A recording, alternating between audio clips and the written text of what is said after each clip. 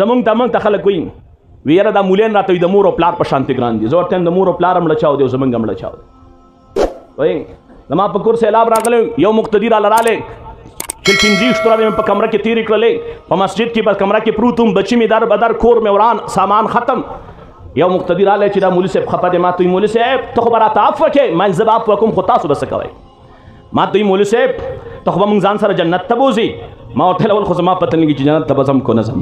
په دې پوهېږي که نه خو ما ځکه خدای پاک راته وایي چې جنت ته لاړ شه ځان سره خلک بوځه. ما قسم دی دې چوک ته ځان سره نه بوځم جنت ته به دې څه بوځم.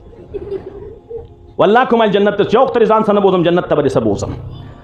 ما خلاص دا کو نبی علیہ السلام دین بیانو خلکو نبی علیہ السلام په کاڼو ویشتو. نبی علیہ السلام دین بیانو د نبی علیہ السلام لور ته طلاق ملاو شو. نبی علیہ السلام دین بیانو بیت الله ته مخامخ نبی علیہ السلام په سیده باندې پروت ته خلکو د نبی علیہ السلام په اوږو باندې د ګنډک لرې کېښودل.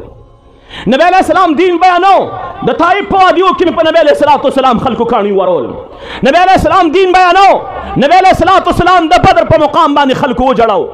رب کائنات ته دومره وجړل چې ابوبکر صدیق ورته وایي اے د الله محبوبه بس کا زما عزت مندو.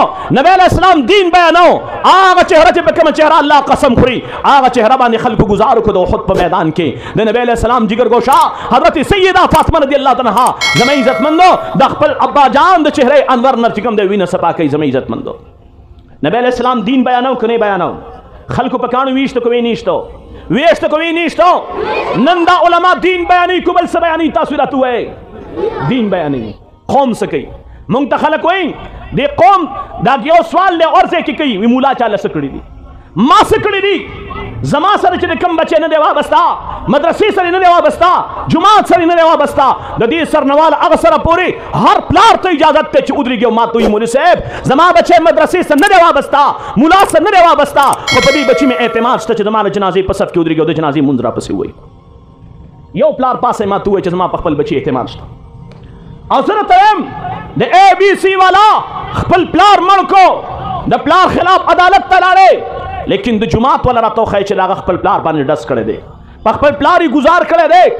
او تاسو ته وایم د جماعت څخه چې وابسته دی د پلار د جنازې په صف کې ودرېږي د جنازې مونځ وایي خو تاسو راته ووایئ چې کوم په تاسو کې د جماعت څخه نه وابسته په ایمان یې ووایئ چې د پلار د جنازې په صف کې ولاړ وي د جنازې مونځ دی ویلی که دی نه دی ویلی.